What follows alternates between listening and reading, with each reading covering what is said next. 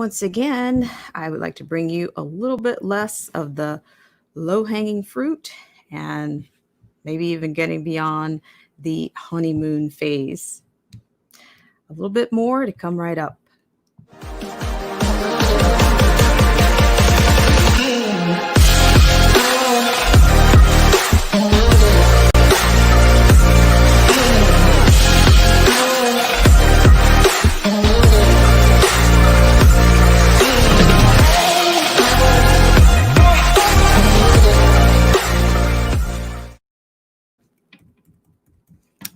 Good morning, everyone. Thank you guys so much for joining me on this segment of Black Spring with Autumn.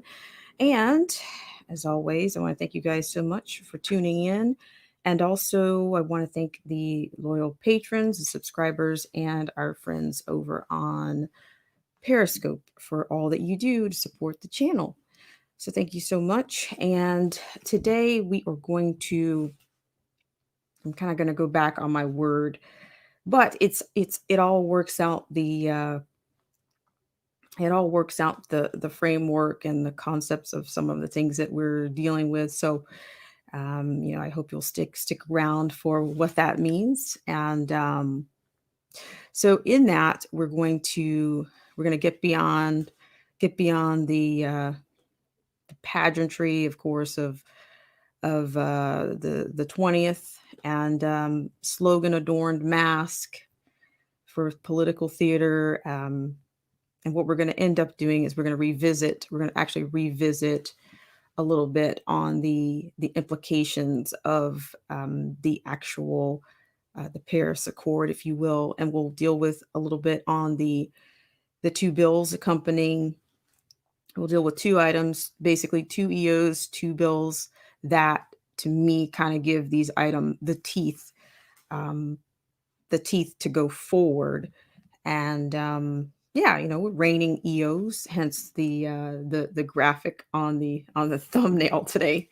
So yes, so we're going to revisit a bit on the Paris Accord, but I'm going to try to give you some terminology and some actual concepts, and even a little bit of historic digression as to where this concept came from or where it comes from, and the theory behind it. So we'll get into that. Also, we'll look at everything else that basically it kind of feels like Groundhog's Day, because the change of regime, if you will, they're actually right on target.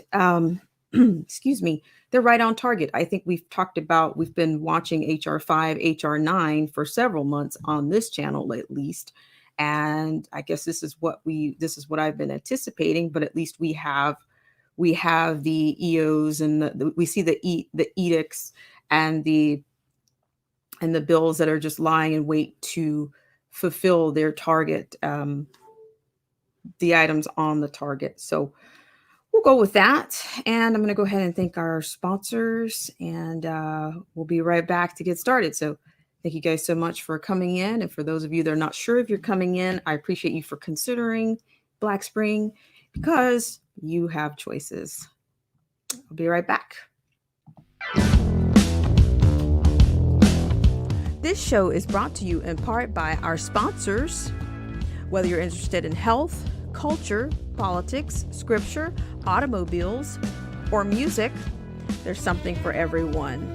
So please check out Derek C. Williams, Killer Whale Channels, The Definition of Anarchy, Joseph Francis Burton, Paralysis by Analysis, Chrysler Imperial H, Little Miss Goth, AZ Infidel, Cold War Jesus, Anthony Scioli, and Let the Truth Be Told.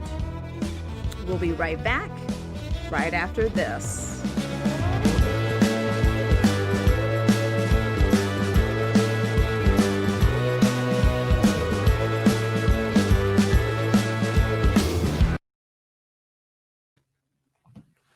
Hello, guys. So I just want to, it's not literal. I'm saying when I say raining, my actual thumbnails I'm usually trying to give you a visual of trying to give you a visual of where I'm coming from. So it's not raining literally, it's raining EOs is where that comes from. So there you go. You got your EOs raining there. Not quite, but that's the inspiration for that thumbnail there. So I want to thank you guys so much once again for coming in. And also, if you could hit that unlike button to help us feed the AI around here, that makes a huge difference in what we're doing around here. And if we're able to stay around here. So I appreciate it. If you can make sure you're still subscribed, that's even more baseline than that in terms of support. Also, if you dare to share it, I want to thank Derek C. Williams, who has already thrown that caution to the wind and shared out the stream. So thank you so much to prolific Derek C. Williams. Thank you, Derek C. Williams. And good morning to Anarchy Television, as well as the definition of anarchy and Ronnie Mann. And Ronnie Mann says, it's raining, it's pouring. The Paris is a... All right, Ronnie, I want to hear the full development of that. That's a lovely tune. Lovely tune. But yes, very poetic. Thank you for that. But let me get back to what I'm doing here. But what I'm on about. What I'm on about is we're going to look at the inspiration and the model for the model of this is my interpretation, or I'm giving you something that I'm going to use to substantiate my claim or my understanding of what we're dealing with. It looks like a lot of organization, a lot more planning, just a lot more control, and it's government control, and that's not new. That's not new. That's where we were going, or that's the preference, at least, of one of these illusions that we've been dealing with in terms of parties.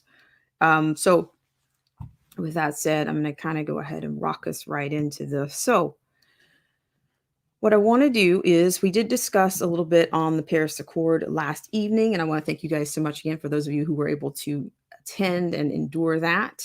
And I want to start off with a quote. I'm going to go ahead and give you the site of where some of this comes from, where most of this comes from, is what I'm offering at this time. So I'm going to share that with you really quickly. So we're going to be looking at, this is coming from just a page. It's generally like a blog. It's an economicshelp.org blog. And it actually gives you terminology, gives you central planned economy. In fact, we read that in the excerpt from the JBS last night. So it's centralized or government planned.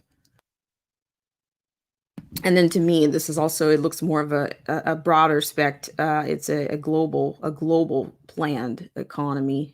And so I'm going to keep going here.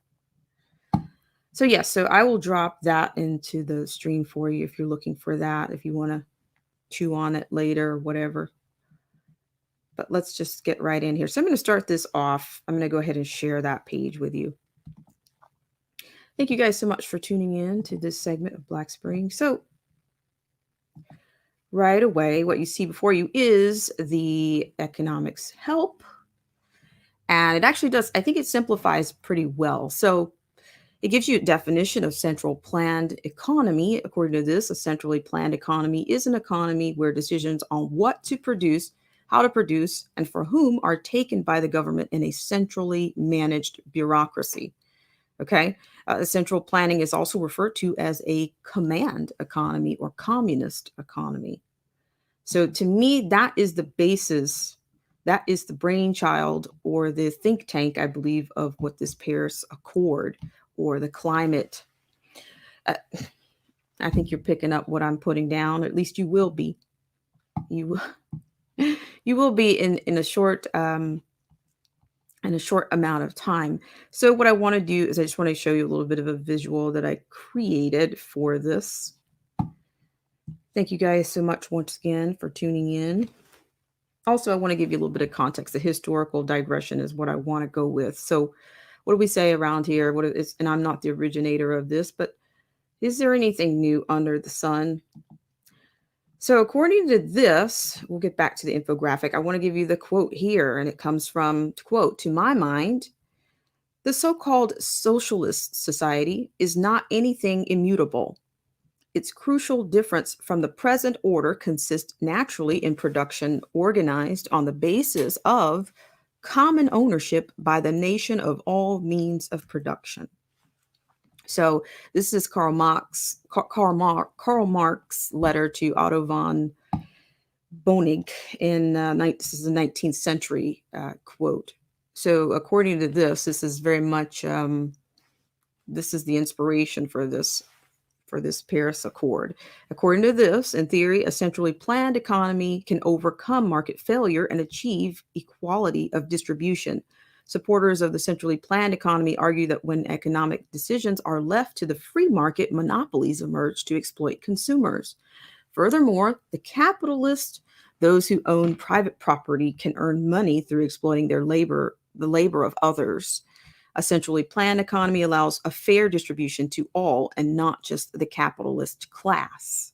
So, according to this, you'll see your historical context here involving the Soviet Union often announced 5-year plans where targets for steel production would be created in the period of 1928 to 1940. And after the Second World War, these 5-year plans were successful in terms of expanding the Soviet Union's industrial production. The Soviet Union achieved very rapid rates of economic growth. However, by the 1960s, the system was struggling with corruption, inefficiency, and a lack of incentives. So there you got some, you got a little bit of, you got a few more dots. I mean, I don't know, maybe this is stunning, maybe not. But I do think it's interesting that that the projection mask is off. It's officially off. And it's almost like we've just been kind of slammed into it, just slammed right into it. So we'll keep going. But thank you guys so much. Hope you guys are doing well out there. Look who's here. Thank you so much, Ronnie Mann. He says, good morning, peoples. Please like, share, and subscribe. Thank you so much, Ronnie Mann. And hello, Derek C. Williams. Thank you so much for all that you do and for throwing that caution to the wind and sharing us out today. Thank you so much. So what we're looking at here is we're going to look at a little bit of a graphic on the central economy / command economy. So these are terminology, I guess we'll get into just a little bit. And then what I would like to do is read some comments before I show you those infographics. And so the HR, this is corresponding, this particular context or framework that I'm giving you supports the HR 9. And that's the Paris Agreement or the Climate Accord. And then we're going to deal with HR 5, the Equality Act. So we're dealing with 2.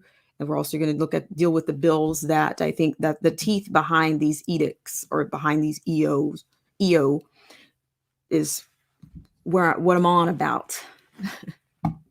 It's actually what I'm on about. So what I'm going to do is I'm going to read some comments because you guys are the best on the internet. All right, so we're going to start with Derek C. Williams, who says the GOP working to block the re-entry of the economically disastrous Paris Accord is here. Thank you, Derek C. Williams, for sharing that with us. Thank you so much. And Derek C. Williams says, in listen mode, late to the party, but greetings to Black Spring, listening in live on YouTube from Philadelphia, stream shared on their tube. I thank you for that. And you always remind us where we rank in the scheme of these things. Their tube. All right. And so Ronnie Mann says, you can't have a global economy without universally establishing maritime law. Thank you for that, Ronnie Mann. I really appreciate it. See, it's kind of getting to be a little rich in here. You guys are giving us some, and you guys are always rich in information. So it's pretty rich this morning. Thank you for that. And according to Derek C. Williams, he says the Pentagon is blocking the Biden team from accessing critical geopolitical information here. Thank you so much. So I'm going to have to grab the links. Thank you, Derek. Derek also says they would only do that if they don't acknowledge the big guy as president. I'm gonna try not to use that name because I don't know what I haven't seen it. I haven't seen a response from that from the use of the name, but I think it probably will. I'll probably hit the radar pretty quickly. All right, so Spirit of Liberty 1775 says hello, Spirit of Liberty. Thanks so much for coming in. And the definition, thank you guys so much. The definition of anarchy says, and block it, they must. Hi, R. Jones. R. Jones has a question for Derek C. Williams. And the definition says the free market is always the way. We don't need a global economy. That's a disaster. Amen. The definition of anarchy. I appreciate it. I thank you so much for coming on. So what I want to do is I want to show you the little graphics here. And you guys, of course, I'll put this in the stream on some level. And I want to share that link with you. How are you guys doing out there? Okay, so this is not what I was going for there, but all right. So what I'm going to do is I'm going to share the actual infographic, and I'll come back to some comments. So you guys just keep chugging away there. I appreciate it. And good morning to you, Angela Reed. Thanks so much. And I appreciate it if you guys have gotten a chance to feed that AI. And yeah, so I appreciate it. So what I'm going to do is I'm going to share with you an infographic. All right. So what I want to do is I want to share the command/central graphic with you first, and then we'll compare that. And then we'll show you the contrast between the free market versus what they're going to. Hi, Anarchy. Thanks so much for coming in. Hello, you stupid foo. Thanks so much for coming in. I'm going to get going here. Okay. All right. So what I'm going to do is I will share this screen with you guys. Have a lot of time to make it nice and pretty, but we'll do that next time. I just think we have to kind of strike while the iron is hot. strike while the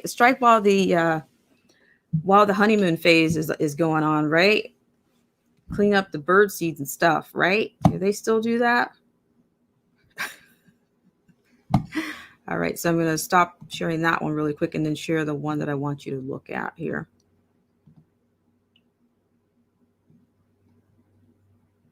Once again, hope you guys are doing well. It's a 1080p. Woo-hoo. Okay.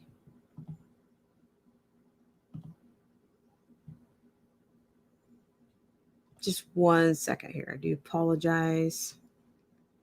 Apologize for the delay. All right, let's see if we can pull this one. So I did this at the 11th hour, but it's no less. It's so you guys could actually see it. And you may not need this you might not need it for your edification, but let's see if this is the right one here. Okay. All right. So what you see before you is, which I'm hoping that you can see, this is a graphic, and I'll give you the site again before we close this one out. This is your central planned economy. As you can see, you see the Soviet dawned graphic here in the center, and you have we'll go clockwise for now. So lack of freedom. Okay, in this, you see that there's economic control required, a required degree of political control. You have bureaucratic or bureaucracy, economy managed by bureaucrats and reports. And we talked about that last night. That's a part of the structure of this thing. Is that's who's actually making the decisions, and that's the kind of, I guess, the admin part. And then your innovation, difficult management there. No reward for taking risk and creating something new. You have inefficient firms, protected firms not allowed to fail. 5-year plans, government set inflexible plans for future, price controls, no invisible hand of market, and ownership of industry by government. Now, I think that's one of the, out of all 6 of those points, but it's absolutely, there's no freedom. There's a lack of freedom in that. It's very much managed and very much controlled. So that's your first graphic that I'm offering on here. Hope you guys are doing well once again, and thank you so much. If you haven't had a chance to visit our AI or visit the thumbs up or thumbs down button, I'd appreciate if you could do that for us here. Really appreciate it. So I'm going to keep going here. All right, so I'm going to go back into we'll go back to the original page here.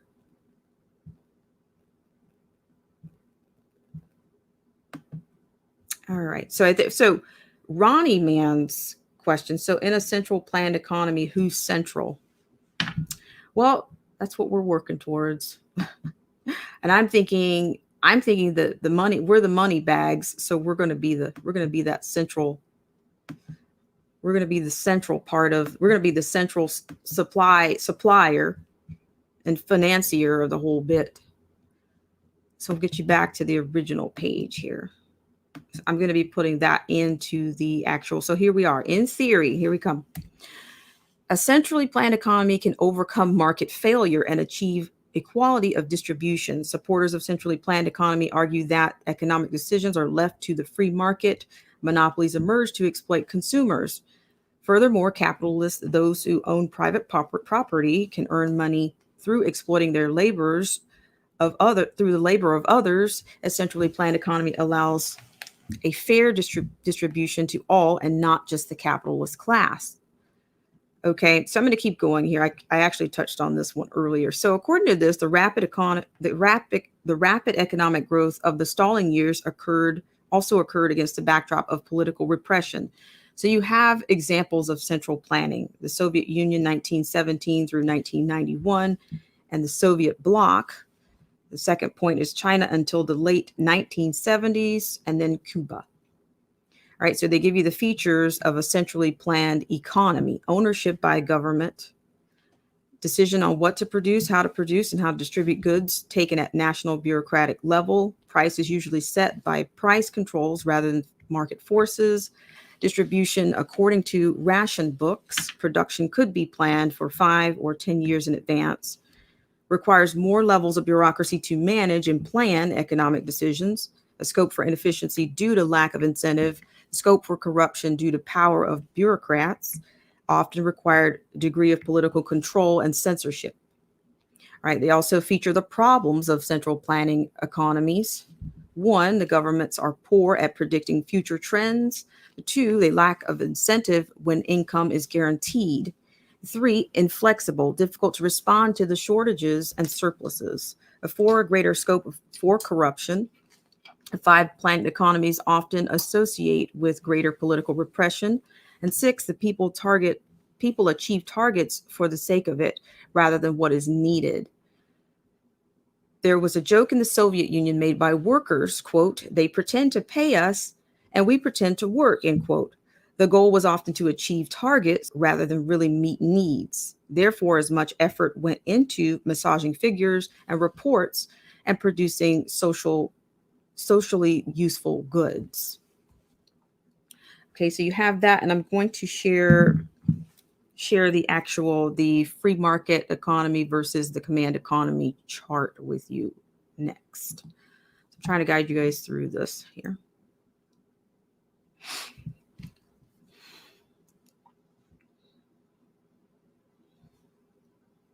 That's a very good question, Ronnie Mann. So, we'll see what that looks like. But I think I'm doing this as I think a matter of in a structural context, or even to give you the historical where this model I think was done in the 1950s, I think, first, and they went away from it because it failed.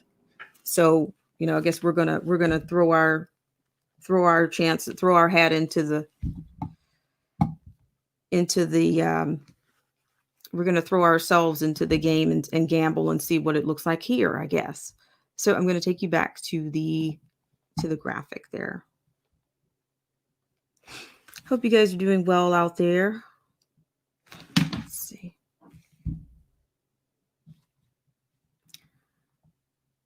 Let's read a couple of comments. I missed a couple of comments here. And so, yes, that's Ronnie's question. So, in a central planned economy, who's central?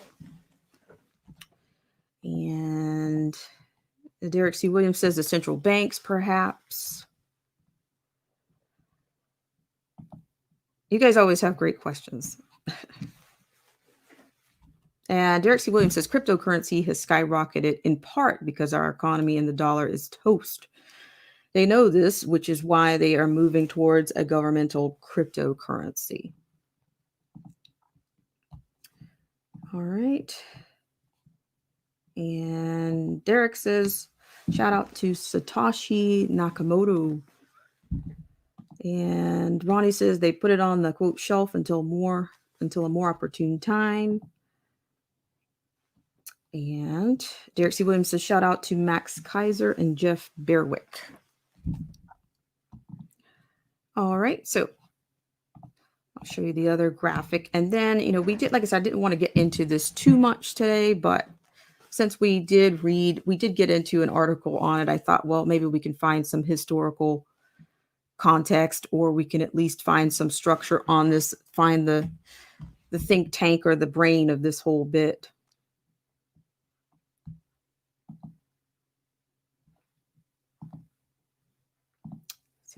Oops, that's not the right one. Not the right one. Okay. Sorry for the delay here, guys.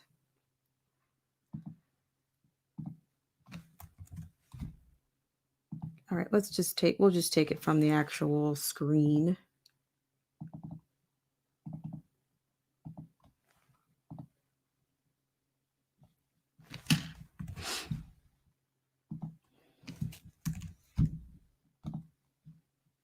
Apologize for the dead air, but these things aren't always these things aren't always that entertaining, if you will. Let's see if there's no audio on this. Okay. All right, so here we go. All right, so what you see here is actually, I've extracted this one, and you can see on your top column you have a free market economy and you have the command economy. You have on the left, you have your ownership, incentives, prices, efficiency, equality, examples, problems. Okay, so of course there's pros and cons, of course, in everything. But if you look to your right where you see the command economy, the biggest common denominator here is what I see right away is government. So in terms of ownership under the command economy, the industry owned and managed by the government. The incentive, you have the government giving little incentive to be efficient and profitable. And in terms of price, you have price controls. In the efficiency, the government-owned firms have less incentive to be efficient. In terms of equality, the government may provide more equitable distribution of resources. And the example economies, here again in historical context, the Soviet Union, China until 1970s, and Cuba. And the problems you have in this command economy, it's stating you have the inefficiency, bureaucratic shortages, surpluses, less choice, less freedom. And of course, to your left, you have, of course, the free market economy, in which it's starkly different. Ownership, firms are owned by the private sector. Incentives, a profit motive acts as incentive for owners and managers. The prices are determined by supply and demand. Efficiency, incentives for firms to be efficient and cut cost.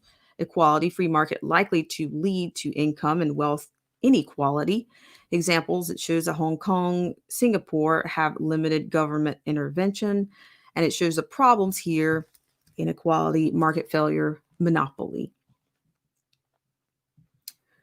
All right, guys. Thank you so much for tuning in.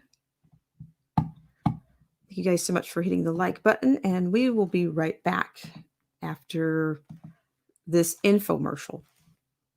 And also keep an eye on the community tab. These infomercials are not, they're not just, I mean, they're fun to make, but I hope that they will serve a purpose in the event that they're needed. So we'll be right back.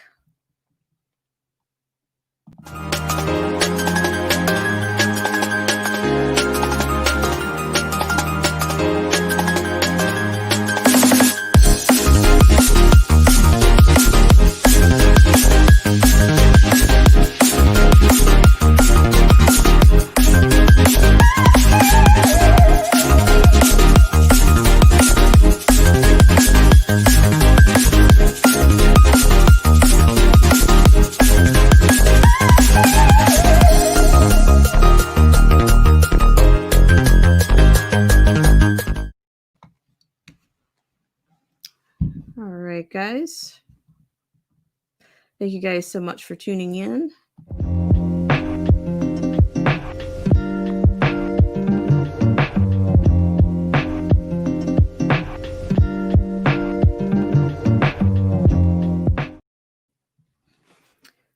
All right, so we're back.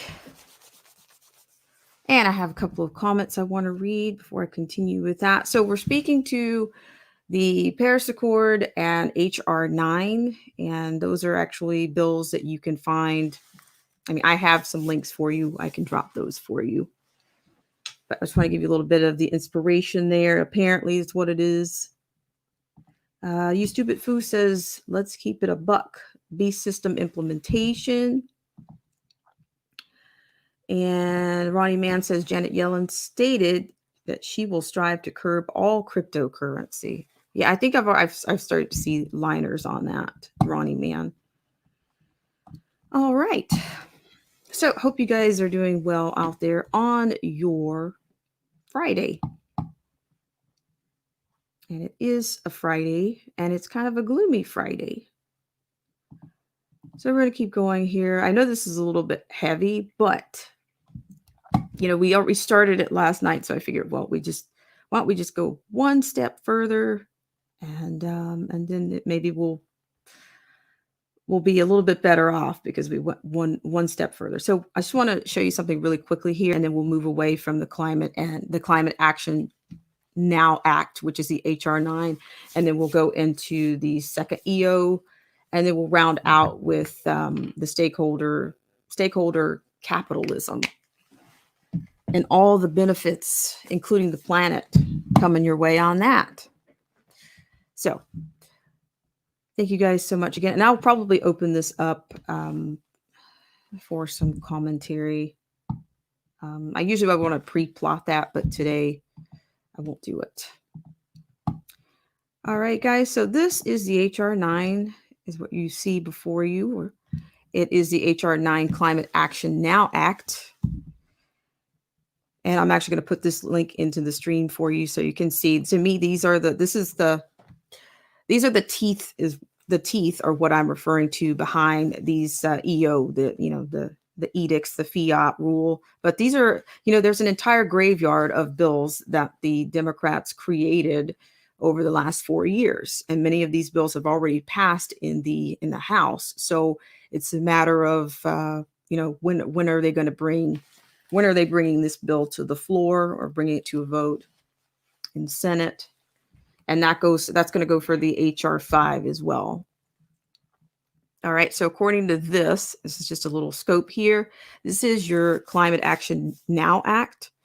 It passed the House May 2nd of 2019. This bill requires the president to develop and update annually a plan for the United States to meet its nationally determined contribution under the Paris Agreement on climate change. According to this, of course, there've been, of course, revisions to this, and I'm just going to give you this little what's shown here, and then I'll leave the link for you. Section 3, in addition, this bill, the bill prohibits federal funds from being used to withdraw from the agreement. Section 4, the bill outlines what must be included in the plan, including description of steps to cut greenhouse gas emissions by 26 to 28% below the 2005 levels by 2025, and 2, confirmed that other parties to the agreement with major economies are fulfilling their announced contributions. The president must seek and publish comments from the public when submitting and updating this plan. As Section 5, within 6 months, the president must report on the effect of the Paris Agreement on clean energy, job development in rural communities. Section 6, within 6 months, the president must also contract with the National Academy of Sciences to report on the potential impacts of withdrawal by the United States from the agreement on the global economic competitiveness of the U.S. economy and on U.S. workers. And for the final installation here is Section 8. Within 1 year, the Government Accountability Office must study and report on the impact of the plan on U.S. territories. So what I'm going to do is I'm going to put this out for you. And we'll move on.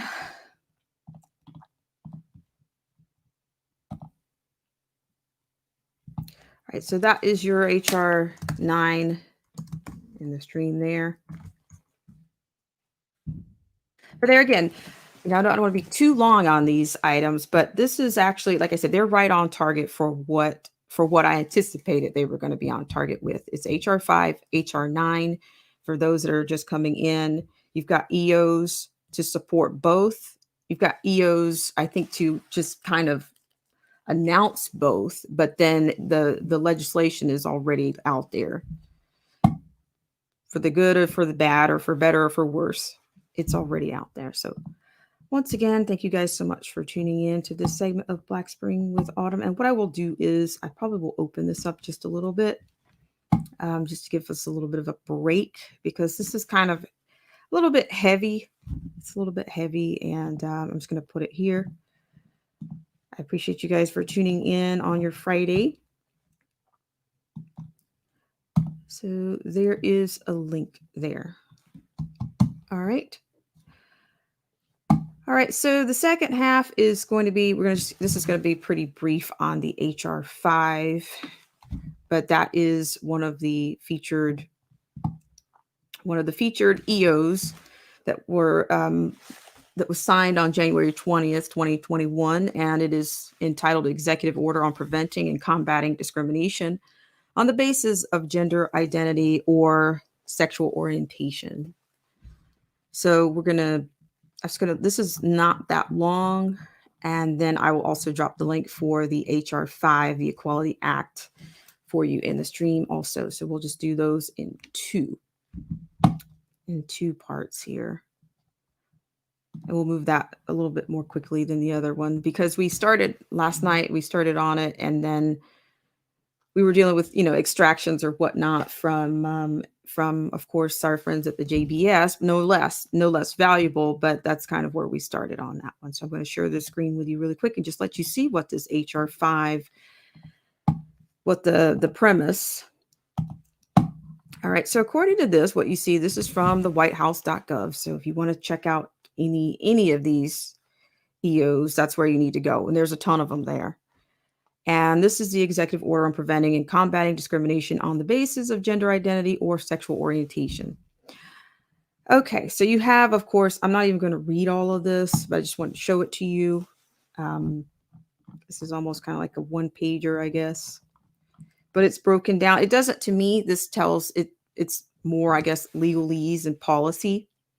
So I'm only going to, go into section 1 and maybe 2, because the rest is just, I think, just definitions, and then I will show you the actual bill on the tracker. All right. So according to this, section 1, the policy is that every person should be treated with respect and dignity and should be able to live without fear, no matter who they are or whom they love.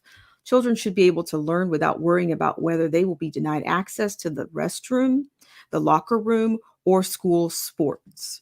Adults should be able to earn a living and pursue a vocation knowing that they will not be fired, demoted, or mistreated because of whom they go home to or because how they dress does not conform to sex-based stereotypes. People should be able to access health care and secure a roof over their heads without being subjected to sex discrimination. All persons should receive equal treatment under the law, no matter their gender identity or sexual orientation. These principles are reflected in the Constitution, which promises equal protections of the laws. The principles are also enshrined in our nation's anti-discrimination laws, among them Title VII of the Civil Rights Act of 1964. So, of course, they cite they're citing these principles or whatnot. And I'll just keep going. I'll leave that for you. Discrimination on the basis of gender identity or sexual orientation manifests differently for different individuals, and it often overlaps with other forms of prohibited discrimination, including discrimination on the basis of race or disability. For example, transgender Black Americans face unconscionably high levels of workplace discrimination, homelessness, and violence, including fatal violence. It is the policy of my administration to prevent and combat discrimination on the basis of gender identity or sexual orientation and to fully enforce Title VII and other laws that prohibit discrimination on the basis of gender identity or sexual orientation. It is also the policy of my administration to address overlapping forms of discrimination. Okay, so here's the deal. And I don't mean to go into a rant, but the first example, I will tell you, out of most of these EOs that I've seen, it looks like the only way you're going to get any traction as a Black American is if you are under this awning or this umbrella. That's about the only, that's what's in it for you, for all these loyalists out there. You guys, keep digging and see what you come back with. I've heard the terms buyer's remorse and this kind of a bit. I just think we're so far beyond that. It's not even, you gotta be in this group in order to get to be, to be considered. That's going to make you a part of, their agenda. It's all inclusive, right? All right, so the section 2 is enforcing prohibition on sex discrimination on the basis of gender identity or sexual orientation. So this is where they define the agency and the orders and regulations and guidance and documents and da da da da da. So I'm going to leave this in the. It doesn't really. It's just, to me, legalese and just something. So it's basically, to me, a template. It looks similar. So I'm going to leave that in the stream for you as well. So, are you guys curious, why so many at one time? Why so many EOs at one time? Why? Rachel Van Ziel, thank you so much for coming in. I appreciate it. I'm going to read your comment. Hi, Alien Believers. Rachel, you're not late. Thank you so much for coming in. You're never late. Alien Believers. Rachel Van Ziel says it's going to create discrimination. Yes. And I'm just thinking, well, in this case, we're regressing, right? We're regressing with all of these little enclaves of these little societal protections, right? And all these protections, we're just kind of ending up, we've got to create carve out a space for everyone. So isn't that almost like segregation again? Segregation 2.0? Alien Believers. Yes, I really appreciate it. If you guys could hit that like button or the unlike button. I mean, I don't mean to be, I don't mean to be academic, but some things are just, it's black and white. I can't dress it up. It is what it is. And so, yes. So I will drop that into the stream for you. And then we can see the little bill tracker and we can see their actual, the abstract, if you will. I'll show you that. And then we will be done with the HR, because this is your edict or your EO. And then the teeth behind it is the HR 5 under the Equality Act. So as I said earlier, they are very much on target with their priorities. That is climate change and the Equality Act and stakeholder capitalism. So we'll even get to see some of the objectives there. All right. Thank you guys so much for tuning in. And I will take a brief commercial and come right back.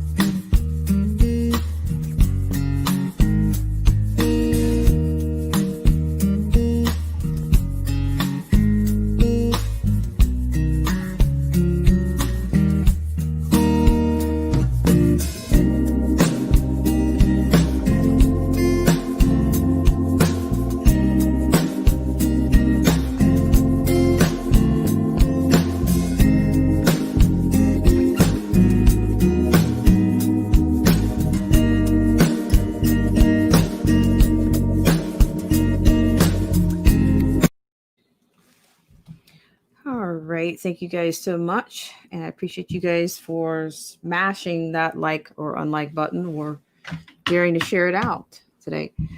All right. So, what I'm going to do is I'm going to read a comment from Rachel.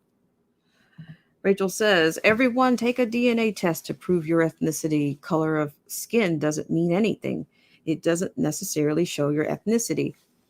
Ding, ding, ding, ding. If I had a bell, I'd ring it. Should create my own sound effects. I should do that. And Ronnie Mann says, so many EOs because they have to offset from the last 4 years of the umbilical cord being severed. All right. An alien believer says, not me, no test or vac, never surrender or take their lies. And Rachel says, so much of a push to look at our outside attributes.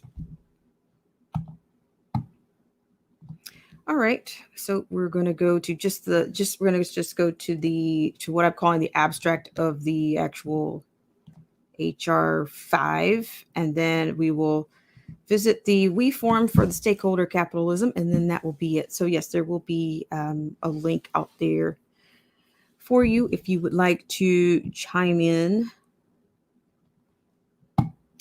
Thank you guys so much for tuning in once again on your Friday. I have like a bunch of things going on here. So shut something down. Hope you guys are well, and I don't know by now. I guess if you haven't received a gloating message from a family member or some type of low-hanging gloat fruit, then you may check on them and make sure everything's all right. Some people, they just couldn't wait. They just couldn't wait to gloat. Oh, they're basking in, the they're basking in visions and fashion and loving people that they have no idea, they know nothing about. It's just it's pretty staggering, I guess. So to me, at least to me. So yeah, so the honeymoon will be over pretty soon, and then we'll be back to, because I'm going to be honest, I don't really see people being that jubilant.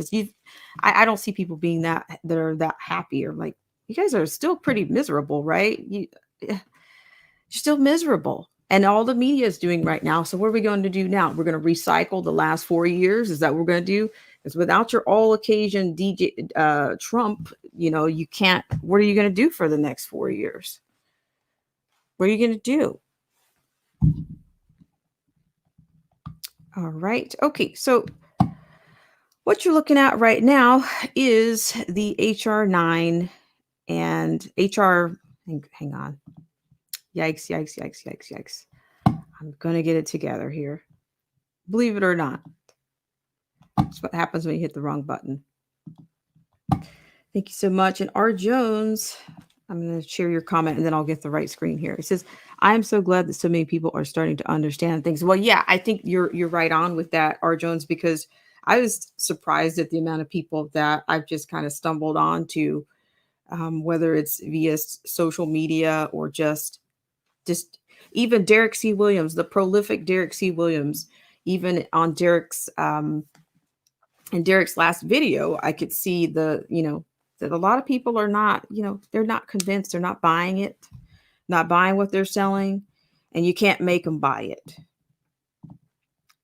So, all right. So for the synopsis here, so we have the HR 5, the Equality Act. And this is your bill. It's sponsored by David N. Cicilline, and this was introduced in March 13th of 2019. And this is just your little summary here, and then I'm going to leave that one for you. So, of course, this is already passed in the House. Here are your teeth behind the very last EO that I read. So here we have the Equality Act. This bill prohibits discrimination based on sex, sexual orientation, and gender identity in a wide variety of areas, including public accommodations and facilities, education, federal funding, employment, housing, credit, and the jury system. Specifically, the bill defines and includes sex, sexual orientation, and gender identity among the prohibited categories of discrimination or segregation. The bill expands the definition of public accommodations to include places or establishments that provide 1, exhibition, recreation, exercise, amusement, gatherings, or display; 2, goods, services, or programs; and 3, transportation services. The bill allows the Department of Justice to intervene in equal protection actions in federal court on account of sexual orientation or gender identity. Protections against discrimination based on race, color, religion, sex, sexual orientation, gender identity, or national origin shall include the protections against discrimination based on 1, an association with another person who is a member of such a protected class, or 2, a perception of a belief, even if accurate, that individual is a member of such protected class.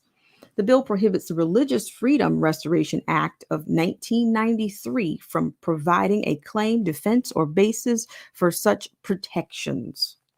And finally, the bill prohibits an individual from being denied access to a shared facility, including a restroom, a locker room, and a dressing room, that is in accordance with the individual's gender identity. So I'll put that out there for you. So those are the teeth behind your HR 5 and the one of many on the EOs. All right, so there you go. That is for you guys. That's your HR 5. So those are the two bills that we've been watching on this channel. And I'm going to stop sharing that one there. So according to not R. Jones, but Rachel Van Ziel, she says, I'm not suggesting anyone give up their DNA. No, no, no. And well, what was that? What was that program? What was it? 23andMe? In the last 7 or 8 years, you had a ton of those programs coming out, and a lot of people bought. They went right out and participated in the whole bit. So maybe that was a preview, I guess, of what was to come. I guess pre-programming. And Rachel Van Ziel says Ancestry 2. All right, guys. And for my final trick today, thank you guys for hanging in there. And thank you guys also for hitting that like button. And thanks for supporting and being around. I really appreciate it. So what I'm going to do is I'm going to share the final screen. And that's going to come. Our next segment is going to come from our friends over at the World Economic Forum. So when I say our friends in that instance, that's another blueprint of the the whole skit that we're dealing with. So I really didn't even get into. I didn't get into the whole. Yeah, actually, I'll get into that on this one. The stakeholder capitalism is right up next. Okay. Hope you guys are doing well out there. So we're going to go on over to the party of Davos. And actually Davos starts in a few days, I believe. Yeah. In just a few days Davos starts. So if you're going over to Davos, you'll get to see some of the stuff firsthand. All right.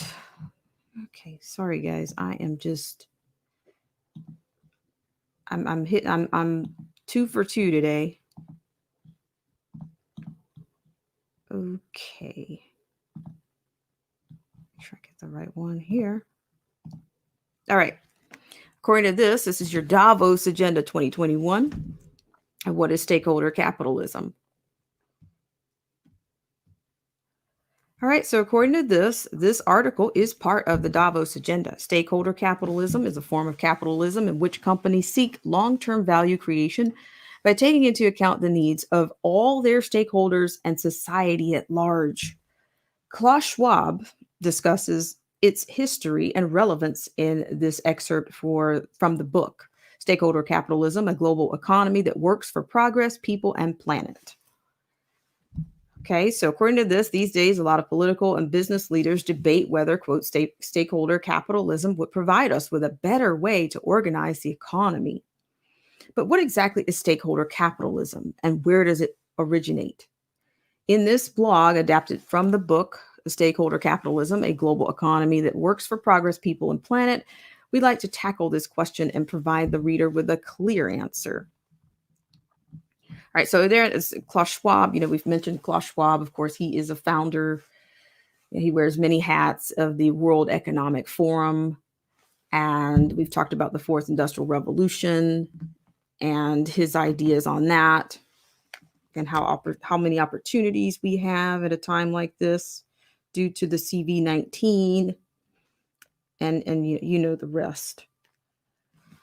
So according to this, the stakeholder concept goes a long way back, more than 50 years. And he says he first wrote about it in 1971 when he was a young business academic, but its roots go even further. In the 1950s and 1960s, it was quite natural for a company and its CEO to consider not just shareholders, but everyone who has a stake, quote, stake, end quote, in the success of a firm. That is the core of stakeholder capitalism. It is a form of capitalism in which companies do not only optimize short-term profits for shareholders, but seek long-term value creation by taking into account the needs for all their stakeholders and society at large. So according to this approach was common in the post-war decades in the West, when it became clear that one person or entity could only do well if the whole community and economy functioned. There was a strong linkage between companies and their community. In Germany, for example, where I was born, it led the representation of employees on the board, a tradition that continues today. And as sourcing, production, and selling took place mostly local or at least regionally, there was a connection with suppliers and clients as well. This fostered a strong sense that local companies were embedded in their surroundings, and from that grew a mutual respect between companies and local institutions such as government, schools, and health organizations. It led to a constellation of stakeholders that I visioned in my book, my 1971 book, Modern Company Management in Mechanical Engineering. So what you're getting, this is all Klaus Schwab and his masters of the universe kind of concepts. I'm just going to put this into the stream for you guys, because this is, to me, this is not something that you would probably, absorb in this format, but I think it's informative, and it does give you here again some background or landscape on where are these ideas coming from? Where's this coming from? The brainchild of it all, the Fourth Industrial Revolution, the whole bit. And R. Jones says all these laws and bills related to race, ethnicity, and now gender, sexual orientation are based on a very faulty premise. There's no solid definition of any of the protected classes except age. Ronnie Mann says Klaus Schwab said so many opportunities during this time of CVD, right? Quote, never let a crisis go to waste. Yes, I mean, it's like I said, it's all coming out of it's like the party of Davos is actually running the world, and that's what their whole website is for. They invite you. This is and see people throw everything that's not from that doesn't come out of the elite's mouth into the same category as a conspiracy. But as I said before, if people are openly discussing these things and are openly having forums and openly having meetings, then is it really a conspiracy theory at that point?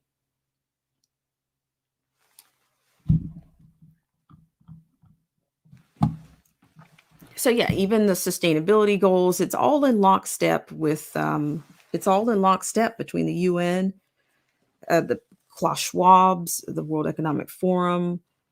That's the whole blueprint.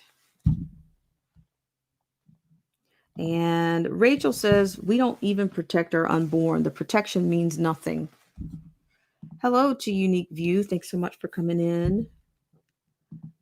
And You Stupid Food says the ideas are coming from some weird, mad political Satanist. Oops, I mean science.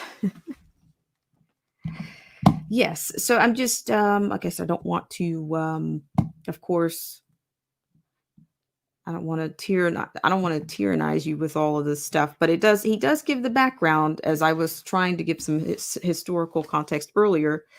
I guess I'll give you just a little bit more on that, but then the stakeholder model today is, I guess he's just trying to get you to see what they've reinvented this. I guess from what I can tell, this whole bit in terms of the command economy and the stakeholder capitalism. These things have already failed. So if you reinvent it, you're ready to gamble again with the whole world this time. All right. So here in subsequent years, the stakeholder concept was adopted most prominently in the social democracies of Northern and Western Europe, including Sweden, Denmark, Finland, the Netherlands, Belgium, and Germany. It led there, among the other effects, to a tripartite system of collective labor negotiations, including company management, employees, and government. And it contributed to the welfare state in which companies and employees paid their fair share of taxes to fund public education, healthcare, and Social Security. This system did adapt as decades went by, and it lives on to various degrees in these countries.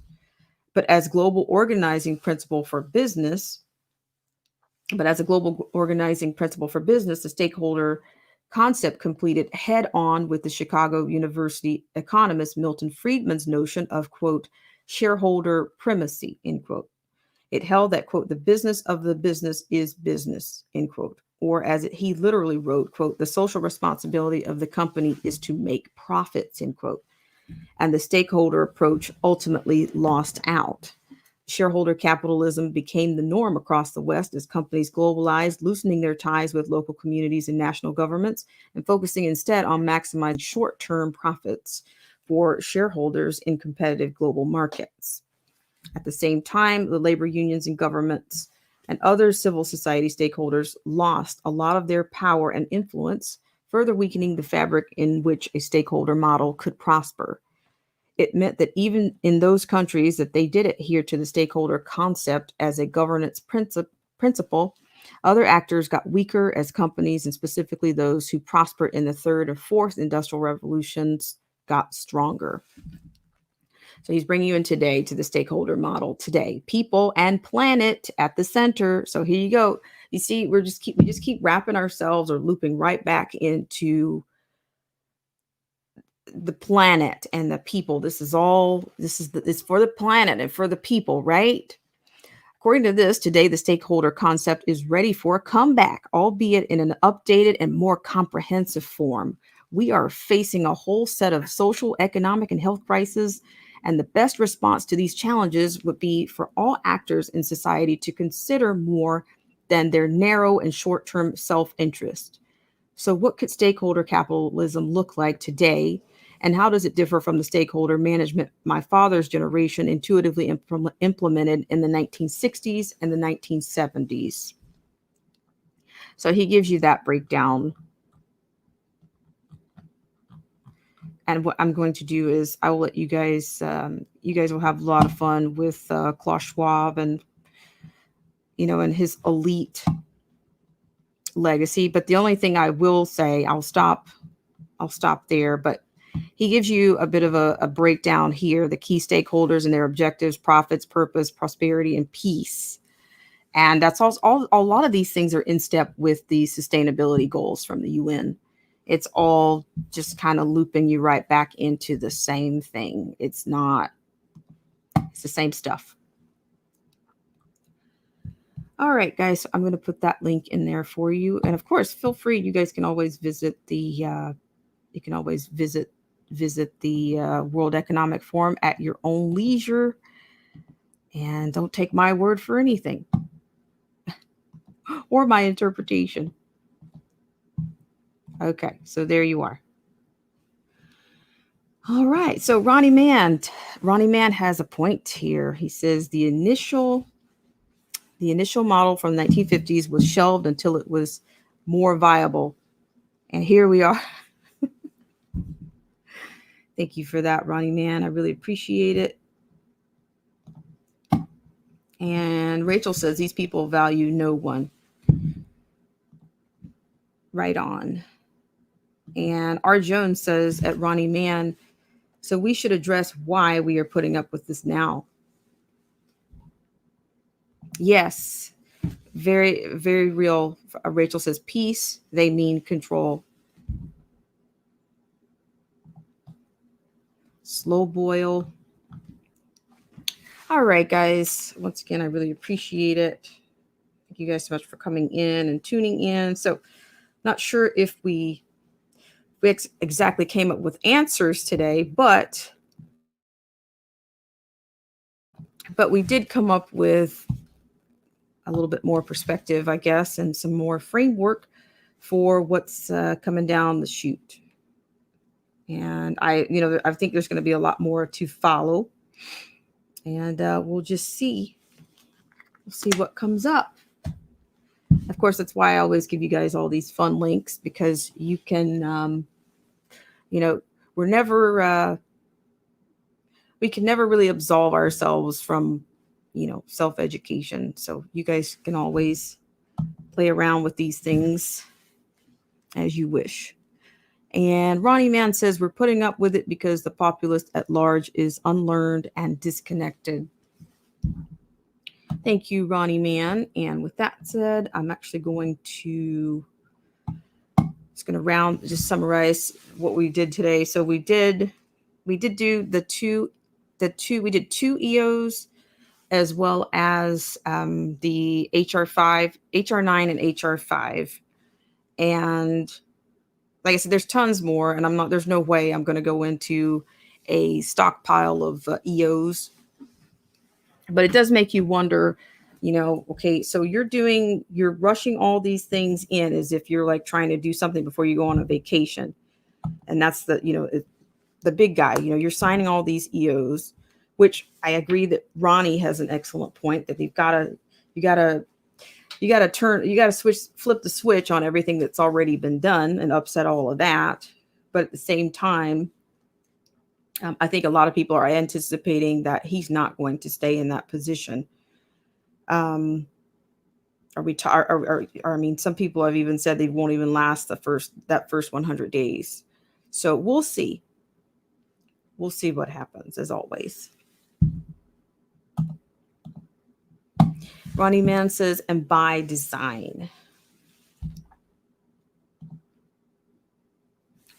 And Arjo says, thanks so much for all the links. Please put them in after show comments when possible. Oh, sure. Somebody else, Derek C. Williams had a bunch of great links also. And I will try to pull those. But, we're kind of into reindeer games around here. So I kind of get... Roddy Mann says, a stockpile of EOs. So what we're going to do is we're going to take a quick commercial and a quick infomercial. These are not commercials for anybody. These are not commercials. They are infomercials. I appreciate it. They're slight. I mean, maybe they're, let's say they're, it's less than 50-50 of a commercial. Let's just go with that. All right. So we'll be right back, guys. This show is brought to you in part by our sponsors. Whether you're interested in health, culture, politics, scripture, automobiles, or music, there's something for everyone. So please check out Derek C. Williams, Killer Whale Channels, The Definition of Anarchy, Joseph Francis Burton, Paralysis by Analysis, Chrysler Imperial H, Little Miss Goth, AZ Infidel, Cold War Jesus, Anthony Scioli, and Let the Truth Be Told. We'll be right back right after this.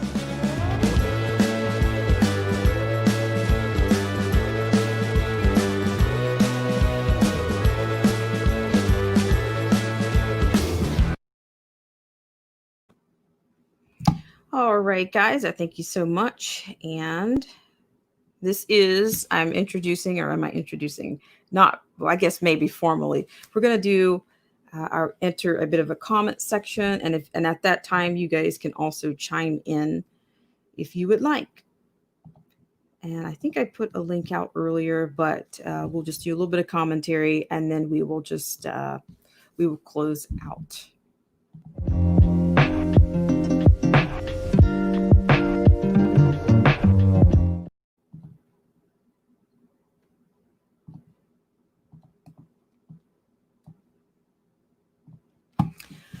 So I hope you guys are doing well. I'm going to take this opportunity to thank you guys so much for tuning in, and then we will pack up and say so long on your Friday. It is. Okay. So we did have Anarchy Television. Thank you so much, Anarchy. The Definition of Anarchy. Thank you so much for coming in.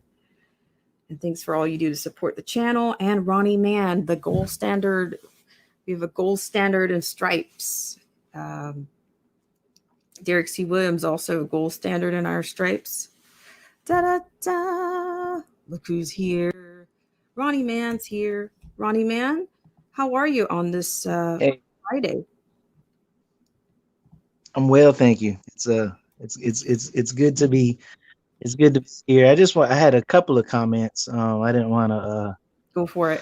go into all of the exciting detail, but definitely they have clearly been heartfelt, wholeheartedly set on this agenda and accomplishing this goal for decades, if not the whole entire last century.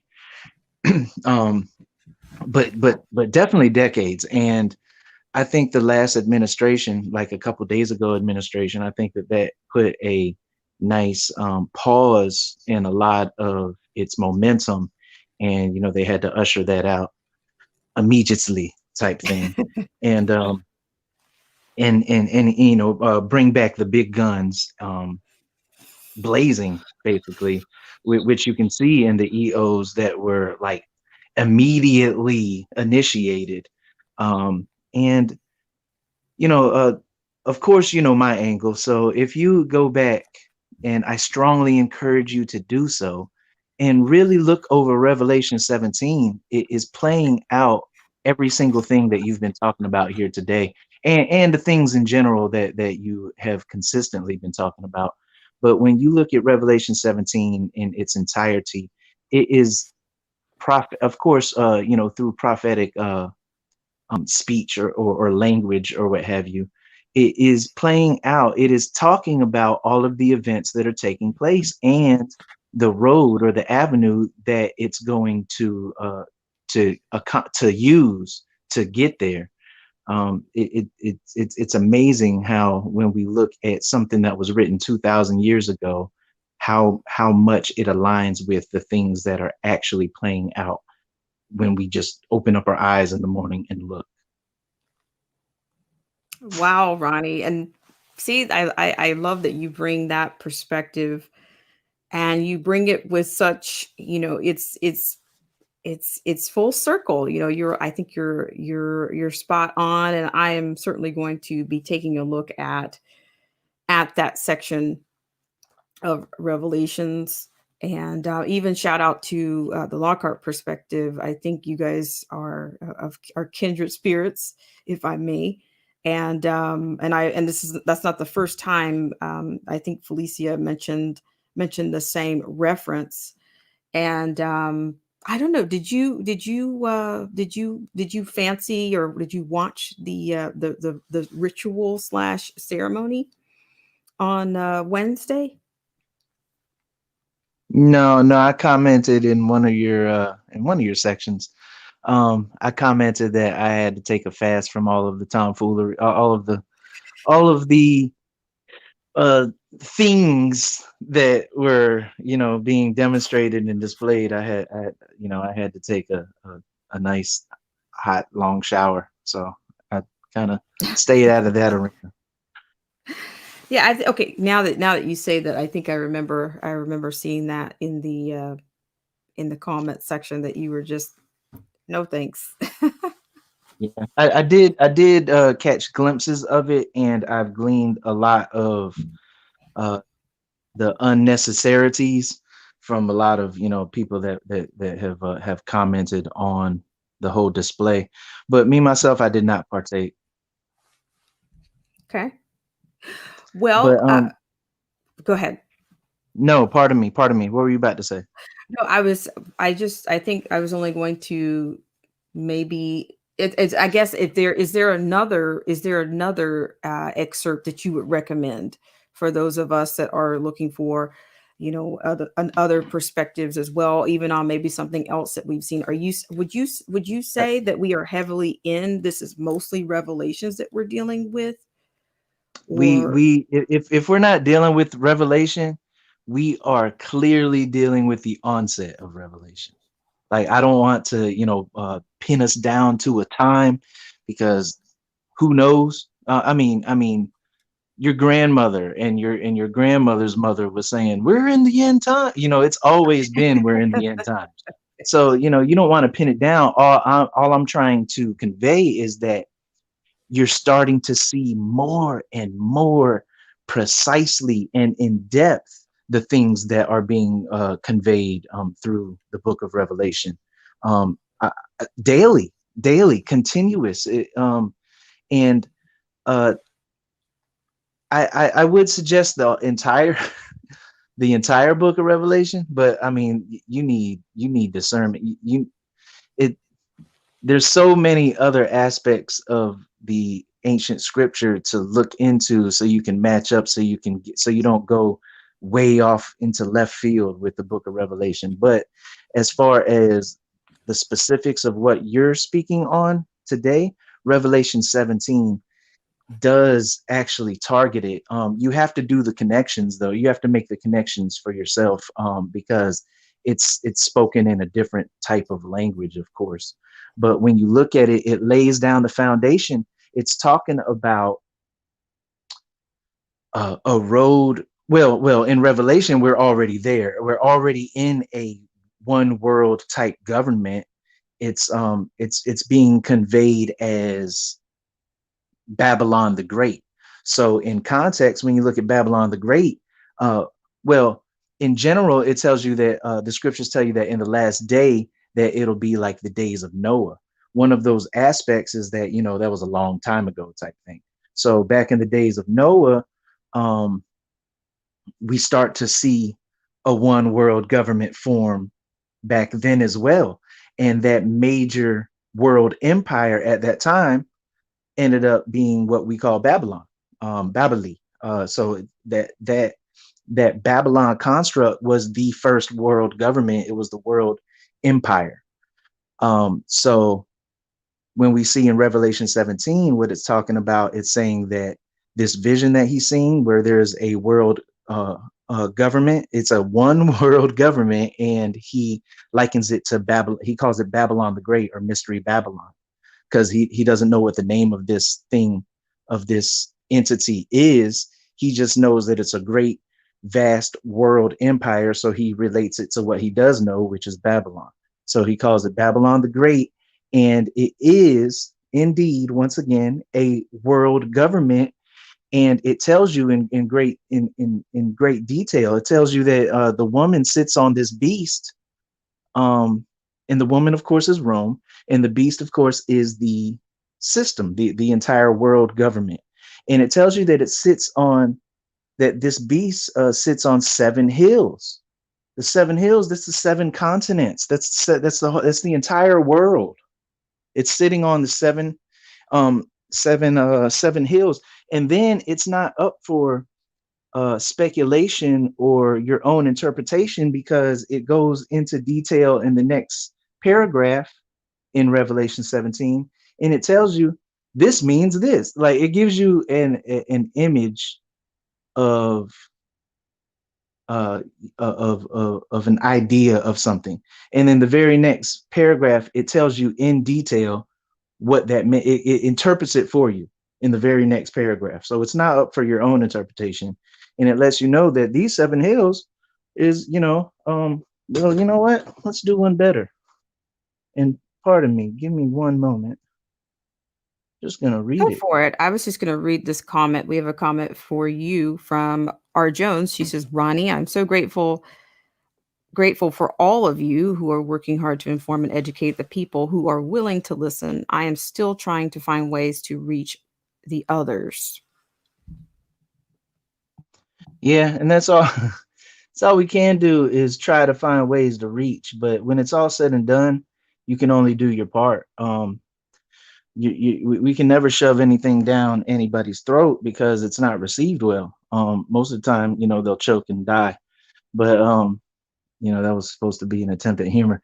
But nonetheless, you you really can't shove anything down your throat. All you can do is plant the seed, and then allow that seed to germinate, allow that seed to do its due process.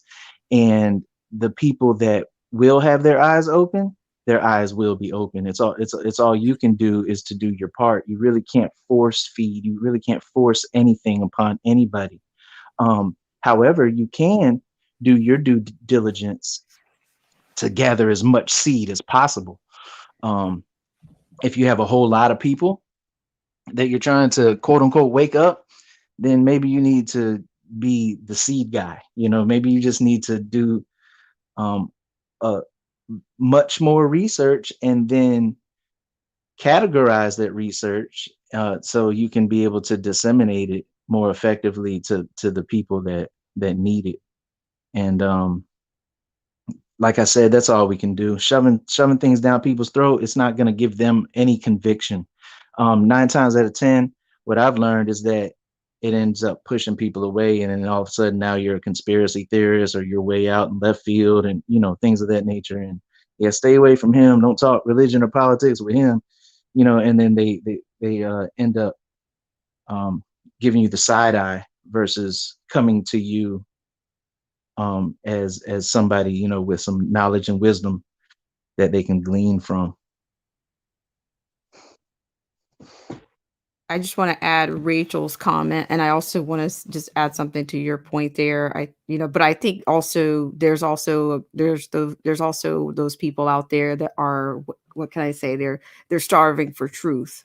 They're craving more than what they've received, um, leading up to this point.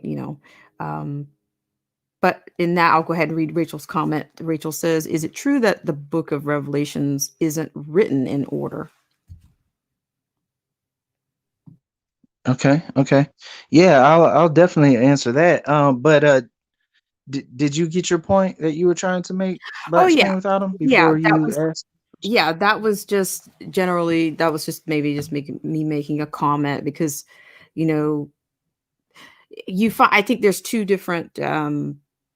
I think that people are, some people are not really they've kind of, their head is down and their eyes are up, or sometimes their head is completely in the sand. They're not paying attention politically or on a spiritual, or they're not trying to do any form of religion, or they're not doing any of it. They're not involved in any of it. And they just kind of, I just think they kind of they kind of blindly walk into things, and then they're reactionary. That's the only thing Right. I wanted to Not add. even on an academic, not even on an academic level. I mean, you don't even have to go into the politics, or you don't even have to go into the spiritual aspect. But a lot of times people aren't on just an information level. The information that we're getting is through social media, and it's more infotainment than anything else. And it's a distraction that we don't even realize that is a distraction. And you hit it on the head. It's reactionary. But as far as Miss Rachel and what she said, well, I've been looking at Revelation for a while. Side note, which is a very important side note, you cannot look into Revelation without looking at the more ancient texts. Even the books that you wouldn't even think to look at, like Zephaniah, Zechariah, Amos, stuff like that. You got to dig into these lesser looked into books to really find where they're getting this information from. Ezekiel, of course, Daniel, things of that nature. But as far as Revelation is concerned, and the chronology, it is a very interesting thing that I have uh, that I have as a takeaway from it. Not so much that it's not in order. I find it to be in order. But how can I verbalize this? What I've noticed is that um, I'm going to use a very, very vague illustration.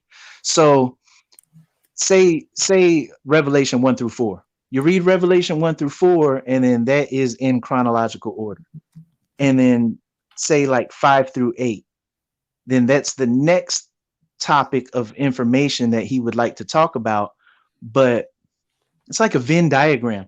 5 through 8 kind of leaks from like maybe 3 and 4. Like it starts midway from 3 and 4, and it talks about a different aspect of chapter 3 and 4 in 5 and 6. Then it moves forward. I hope I'm making sense. This sounds crazy. I've never had to verbalize this. It's just something that I've noticed. But it kind of overlaps is what I'm getting at.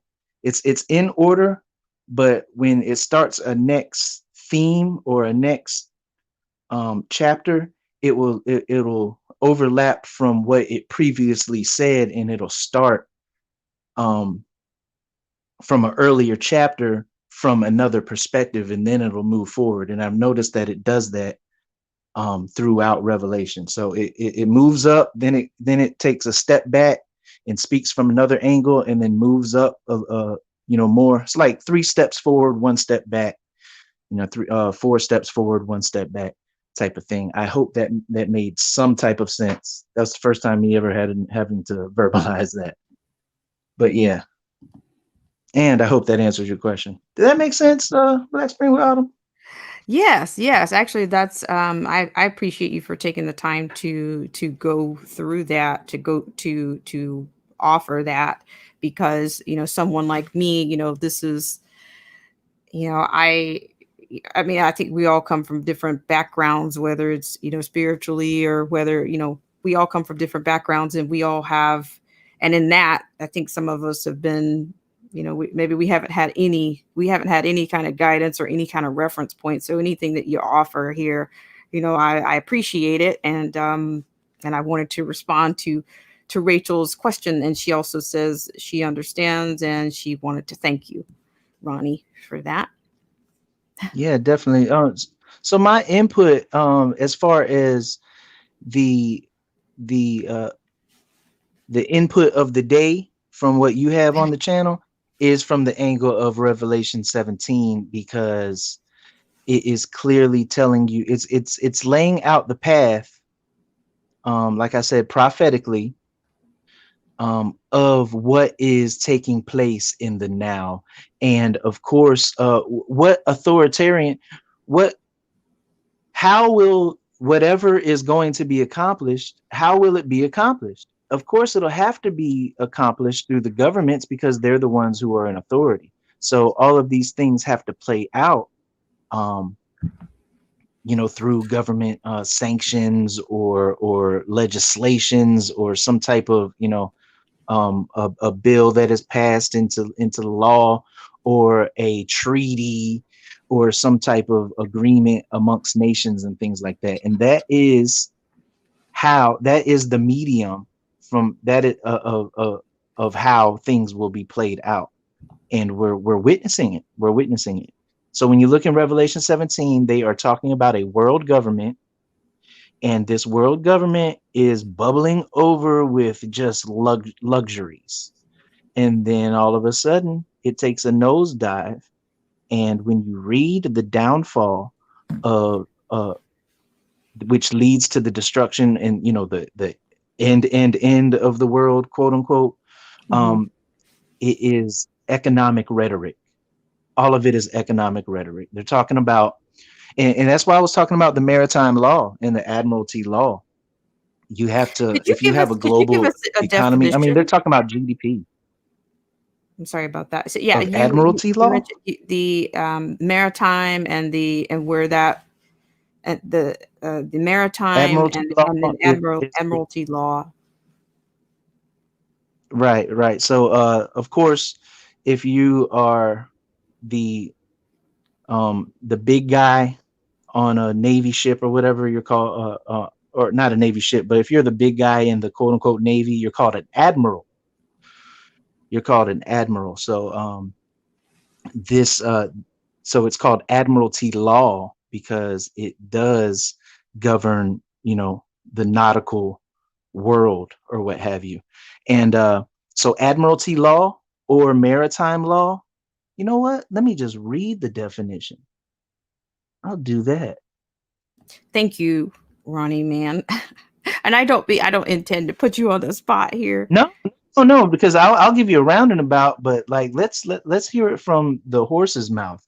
Admiralty law or maritime law, it's one and the same thing. Is a body of law that governs nautical issues and private maritime disputes. Admiralty law consists of both domestic law on maritime activities and private international law governing the relationships between private parties operating or using ocean going ships. I'll stop right there. It goes on to talk about the legal jurisdiction or what have you. But this is the thing. So it is nautical. It is nautical law. It's the law. You have the law of the land and you have the law of the sea. But this is the thing, like people aren't we don't connect the two, and we really don't understand how in the world does maritime law have jurisdiction on land, and how does it relate. But the thing is that we are in a global economy where we have imports and exports dictating, the stock market, whatever, just dictating the finances of the day, of the hour. And so when you have that much pull over the economy, you have to take precedence. And maritime law actually is established. I hate to be that guy, but it is established. It was established in Rome, and we have taken up maritime law as the quote unquote law of the land. It's not the law of the land, it's the law of the sea. But as the king, as priority, because it does govern um the activities of the trade, of the import and the export. What's interesting is how it overlaps. It says admiralty law consists of both domestic law on maritime activities. So now this is an international, how they say international waters or what have you, or Yes. international territories or what have you. So, but this is the overlap. Now I can dictate certain functions on the domestic law Wow. because I you. Yeah, yeah. It tells you right here in its definition, admiralty law consists of both domestic law on maritime activities and private international law. So it has to take precedence, and it has to be king, and it has to be able to trump, because there's certain functions that are that country A and country B. Okay, country A and country B has two completely different domestic laws, but we have to meet on some grounds, on some common ground. So I'm going to come in, in order for my import and export to be able to move fluidly and assuredly through your ports and the rest of the world, we have to find some common ground. So maritime law, admiralty law is going to be that common ground. And I am going to tell you, I'm going to switch up and tweak your domestic law over here in country A. And then I'm going to switch up and tweak your domestic law over here in country B to, form a common ground so we can be on mutual terms to where, things can move expeditiously. And how in the world does a international law come in and trump a domestic homeland, unless we are already in some type Yes. of global. Yeah, yeah, that's an excellent point. And yeah, and I really appreciate you for taking the time, taking the time during these times, Ronnie man. So these things sound fringe or even conspiratorial in nature, but the fact remains is conspiracy. The connotation, that isn't a negative word. Conspiracy is exactly that. It's a conspiracy. It's when you get the conspiracy theory that is so fringe that people shun it. All of a sudden now it holds a negative connotation. But a conspiracy theory is just that. It's a theory that people are conspiring. And the fact remains is that when you actually look at just the blatantness of things all around you, these conspiracies are going down. They're happening right in front of you, but you're so busy arguing that it's conspiracy or not that you just won't acknowledge it's cognitive dissonance is what it really is. But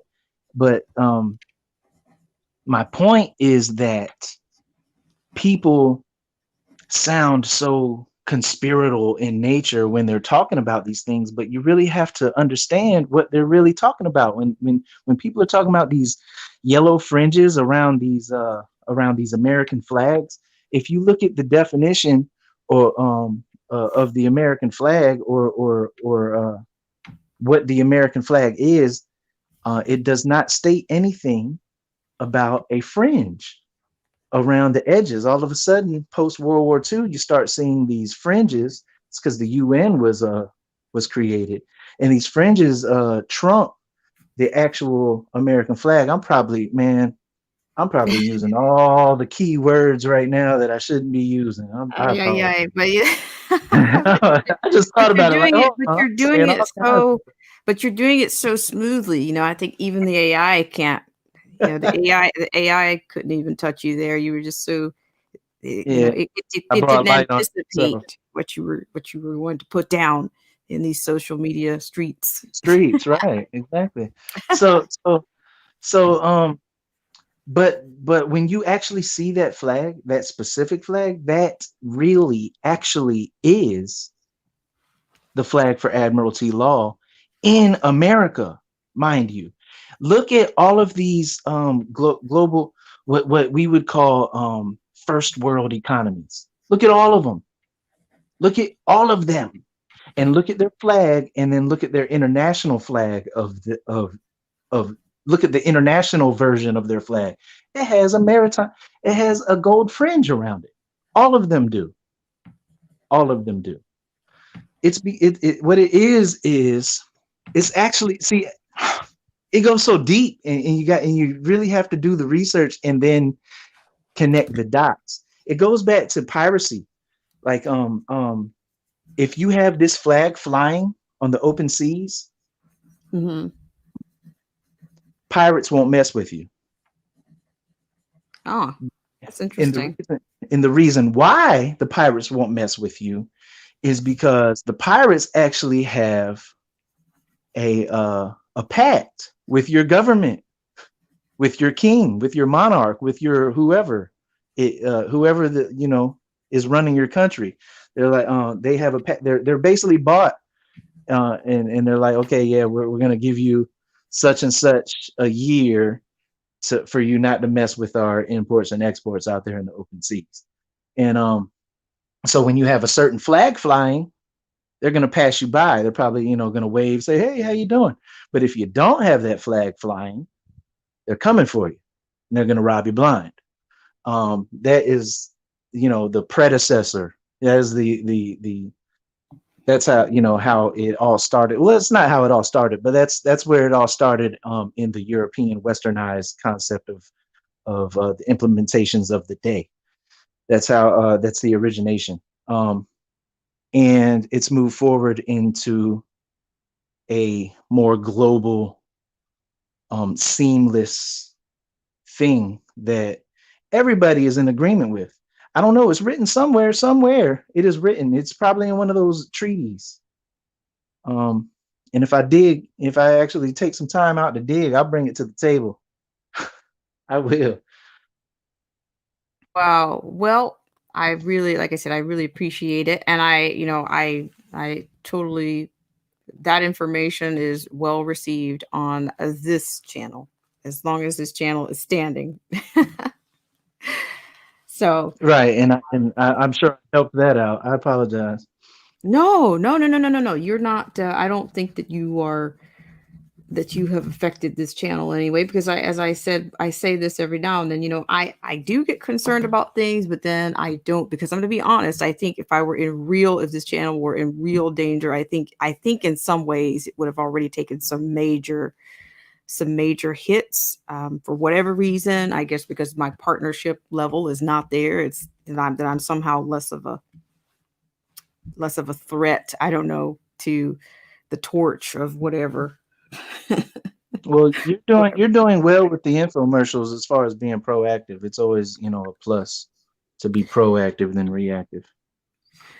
Yes, because I think at some point, what would you do if you didn't have, if you don't have some point of either contact or some other resource. But just to that point, to Ronnie Man's point, the infomercial containing the backup, or in the event that the channel goes down, or you have some place to go. But those are not even, I'm going to try to keep that updated for you, because those are not even permanent solutions right now, because I'm thinking I might need to just do an all out site, and then you'll get your, who knows what's going to come first, the newsletter or the website. So just keep your eyes peeled on that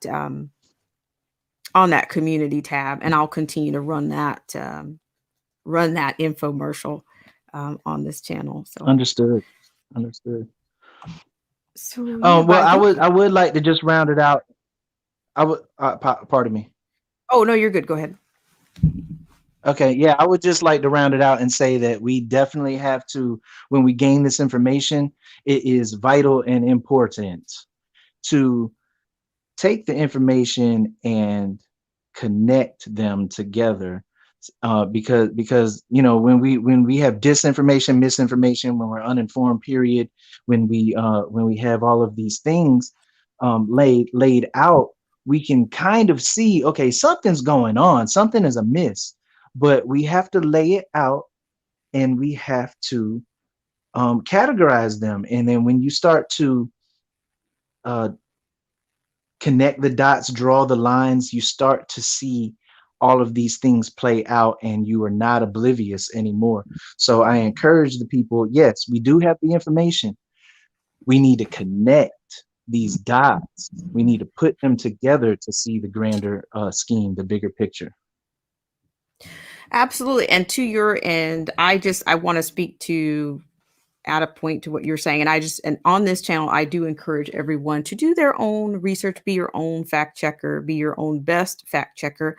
And you shouldn't don't believe anything I say, but I think when things are laid out for us in black and white, we do have a point of reference. And I try not to, I try not to present things that I have not, that I cannot either substantiate or I cannot support, what I am, trying to present. And that was, and today was no different.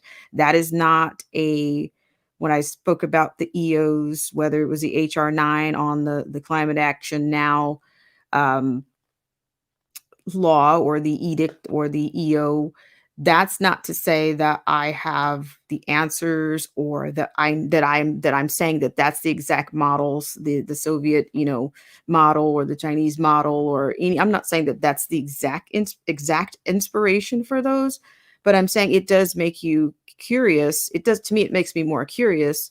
That there's so many similarities. There's many parallels to the model. And to say that we're going to revert back to something like this, we know what our current economy is. We know anything that imposes more regulation is going to make us less. It's going to make us less free, and the liberty, and less competitive.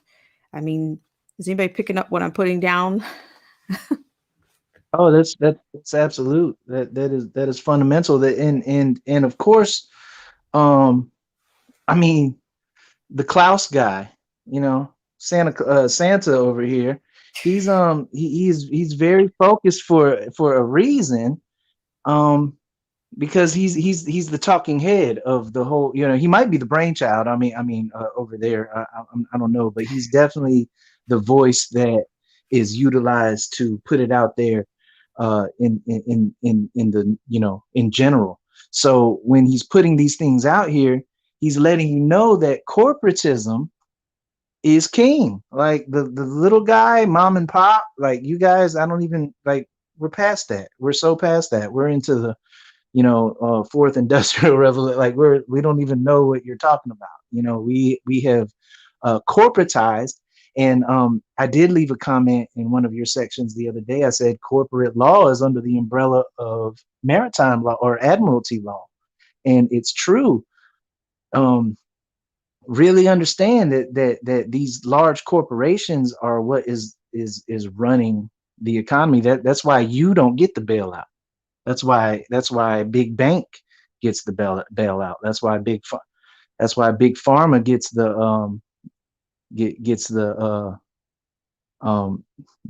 okay to do things, but you're not going to get any liability, or have any liability. That's the reason, because corporations run this world, and admiralty law is its conductor, is its umbrella, is its backbone.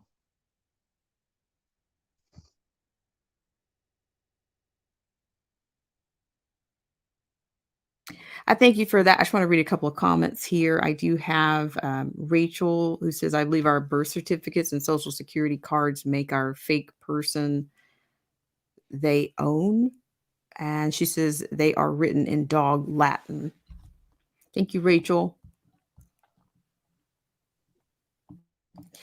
And I do want to thank you guys so much for tuning in today. And Ronnie, do you have any closing assertions, or were you stunned? Were you stunned at anything that comes out of are you stunned at anything that comes out of the World Economic Forum, or what comes out of our Congress, or what's coming out of this regime change, or what's projected to come out? You were breaking up not slightly. You were breaking up tremendously, but I think I got the gist of what you were asking. Mhm. I'm not stunned at anything any longer. Actually, I'm actually waiting for everything to play out so I can sit back with my feet up when it's all said and done. And I'm Uh-oh. Ronnie, I'm not sure what happened. Are you still there?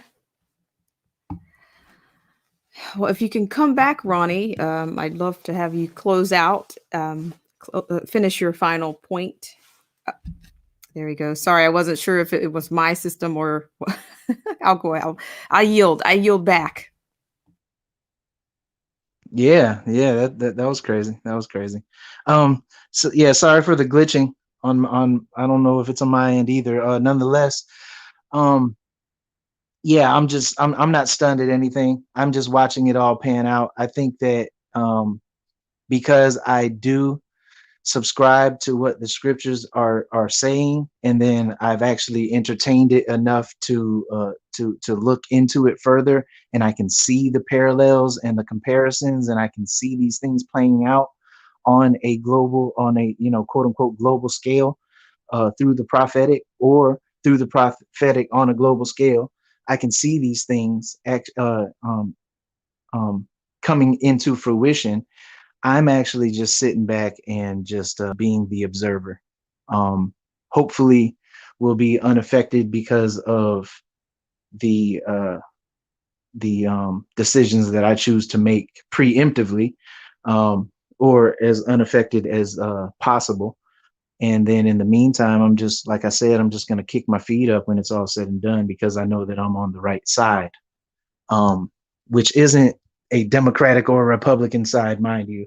But as far as the uh, the things that are playing out in the last couple of days, I do want to say one thing as far as these HRs are concerned. Absolutely. It's interesting to me to do amendments, and it's quite telling actually when I have to amend and say, okay, yeah, for this type of pronoun or that type of pronoun, bathroom break, or for this type of individual who chooses this lifestyle or that type of whatever. When I have to amend certain laws to accommodate certain people, what that tells me, it's quite telling actually. What that tells me is that these inalienable rights were never intended for the collective.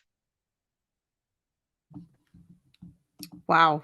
And I agree. I agree. It makes I'm saying from everything that I've seen, and I'm speaking from a non. I try to let you guys know all the time. I am not a theologian or a theologist or I'm not any of that. But I do feel that that my level of discernment, you know, has risen in during this time, and I'm thankful that I've had other people to like yourself, and of course the Lockhart perspective that you guys have, given me another perspective in which to draw on and put some of these things, um, to put some of these things together. Um, Yes, because I've questioned many things. I've questioned a lot of people, as to your point earlier, used to, oh, don't engage in conversation with that person when it comes to politics or religion. And I'm thinking I'm probably going to be, I could very well be one of those people because I've questioned, some of the premise and some of the con and some of the rights that these government rights versus, it just seems like the government's rights are going to trump, for lack of a better word. I'm doing buzzwords myself right now. I think the government is going to it's going to trump everything. You know what I mean? It's inalienable rights, human rights, natural rights. It's all being trumped by control, whether it's a global control or whether it's more of a domestic control. I think that, their tentacles are wide. And I have started to question, some of the civil rights acts and what was that all about? Was it more of a Trojan horse? To me that's what it's looking like right now. And they're going to change all kinds of terms. Um, I think they're delegitimizing people, and whether it's POCs, for all the things they're making up, they are undoing and delegitimizing something else. that they had people under the drinking the Kool-Aid on. I don't know if I'm making any sense. And I think a lot of No, people no, think, no. You're go ahead. right. It's and it's going. I apologize. No, We have terrible glitching going on my end at least. So I don't know when you've actually made your point or not, but since you did yield, I will say this. Of course, it is going to. They're going to coalesce. They're going to uh, make this seamless through the economics. Everything is going to be like it's going to be it's going to end up being, I mean, how far down the line are we, and how far yet do we have to go? I don't know that, but it will definitely be a one world economy, which will meld everything together to be the one world quote unquote government. Who will be that centralized authority? Hmm. I think that there'll be, internal wars going on, infighting to figure that one out. But as far as what you're saying, with that whole, post 45, I'll say, they definitely have to clean the slate and bring forth the thing that was already in play. It was already in play. There's been a nice little pause, and they have to bring it on back with full momentum. And you can see it acting out. You can see it playing out, and as time progresses, we'll see it all the more. yes. I thank you so much for that. And I want to, there was someone, the game ain't fair. Thank you so much for coming in. He was saying that you on point on how you dropped that, Ronnie. And then he follows it up by saying questioning things with black folks destroys relationships. No joke.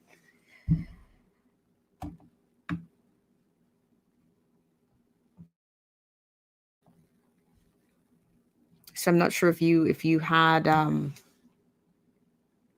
something to add on that, but I mentioned the whole civil rights kind of a bit because I just think that I think that we've lacked discernment. And I think sometimes if somebody puts, as I say, shellacks, anytime they shellac something with black or color on the front of it, then, people they just swoon, they swoon, but they don't question anything. They just go with it. And I think that they are, we've talked about, of course, the big guy and him and all the interactions we've seen, even leading up to the current situation, that I think he's basically saying that, I'm the one that's going to define what you are, what the government will how you will be related to under the government. And I don't think it was a joke, that comment, the you ain't black deal. I don't think that was a joke. I'm thinking that there was a little bit more to that. um I think there was something else to that you could look at that more than one way, and not just for the offense part of it, but just, I think he was also I think he was previewing or pre previewing some of the language. Of course, the speaker has changed language for their clubhouse rules.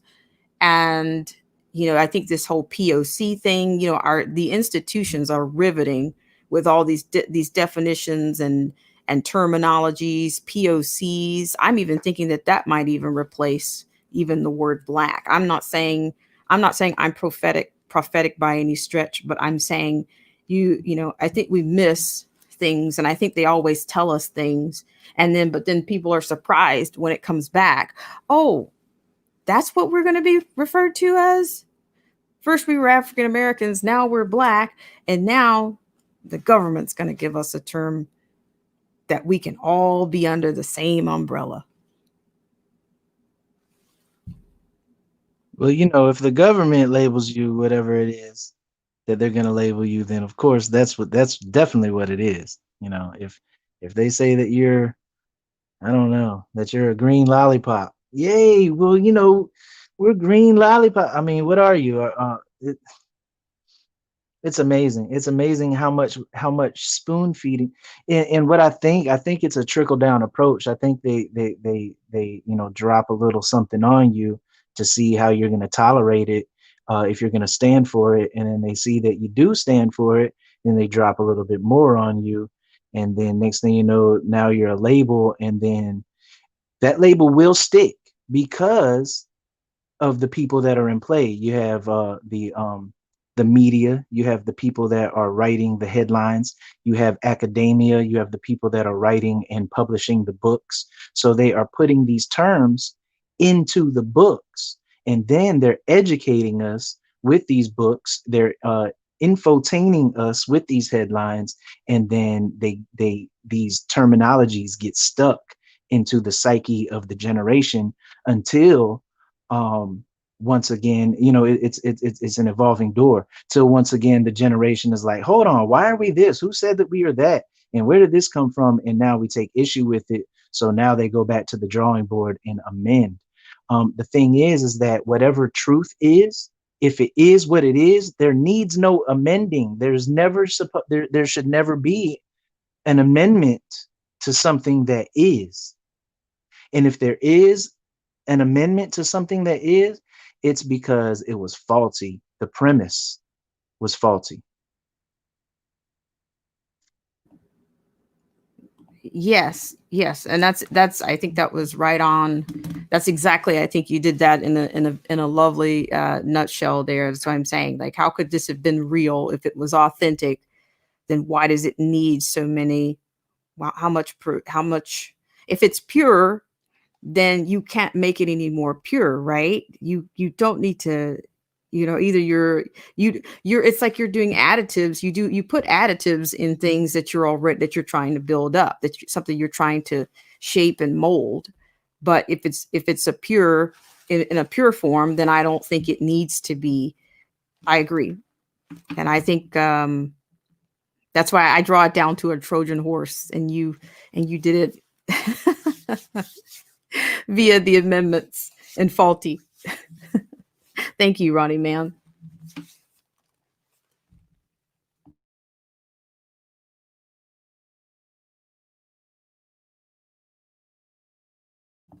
Looks like Ronnie, I think I'm not sure if you're on mute there, but I want to read a comment, and then we're going to close out this segment of Black Spring with Autumn. It is a Friday, and I want to thank you guys so much for tuning in. We have one last comment from The Game Ain't Fair. He says, I think it's all a trap for them. Too many woke across the world, and we have two types of news. The real news is hidden, but it's there. So I don't know if Ronnie is still around, but I'm actually going to take this time to go through the chat. And I want to thank Ronnie. And if he can come back on, or if not, I thank you so much for taking the time to come on and give us your perspective, and also to offer us some assertions on many things from today's segment. And so I'm just going to go through and say thank you guys so much, and then we'll do a final thanks to our supporters and our patrons. And then you guys, I'm going to wish you a great weekend and say so long. So Anarchy Television, thank you so much for coming in. The definition of anarchy, thank you so much for coming in and supporting the channel. Ronnie Man, of course, for being a gold stripe in our chat room and for supporting the channel. Derek C. Williams, thank you so much for tuning in and for all that you do and for sharing out the stream today. And the Spirit of 1775, thank you so much. We had a lot of great links today. So I guess at the close of this, anything that you didn't get, try to look for it later. We'll try to extract whatever we can. And we have, I'm going to flash this one. Derek C. Williams had a great, trying to grab that, but I'll do it later. Who else am I missing? R. Jones, thank you so much for coming in and supporting the channel. I always appreciate you. And Angela Reed, thank you so much for coming in. And the Spirit of Liberty 1775. I totally missed this one. And Spirit of Liberty 1775 said, anyone notice that during Trump's farewell, that he had 17 American flags, all with gold fringe around them. And You Stupid Foo, thanks so much. Anarchy Television, quite a few people that came in. Thank you guys so much for high-fiving us on the AI today, helping us feed the AI. Rachel Van Zyl, thank you so much for coming in and being a gold star, gold stripe, and a great supporter and a warm spirit in this chat room all the time. And Alien Believers, thank you so much for coming in. I really appreciate it. Hope you're doing well, Alien Believers. And the Unique View, thank you so much for coming in. I really appreciate it. And then Chrysler Imperial H, thank you so much, Chrysler, for coming in. I really appreciate it. Thank you so much for supporting the channel and being one of the first stripes on this channel. I really appreciate it. And you always have a place around here, Chrysler Imperial H. Don't forget that. And no worries, Ronnie. I thank you so much for coming up and sharing with us. I thank you so much for all that you do and your wisdom, and also for being a fantastic supporter and stripe here. And the Game Ain't Fair says, salute, catch you on the next round. Yes, thank you so much. And Rachel says, thank you, everyone. Yes, Rachel, thank you so much. And I really appreciate it. So we're going to do one more infomercial, and with thanks to our sponsors. And I'm going to say so long and have a great weekend.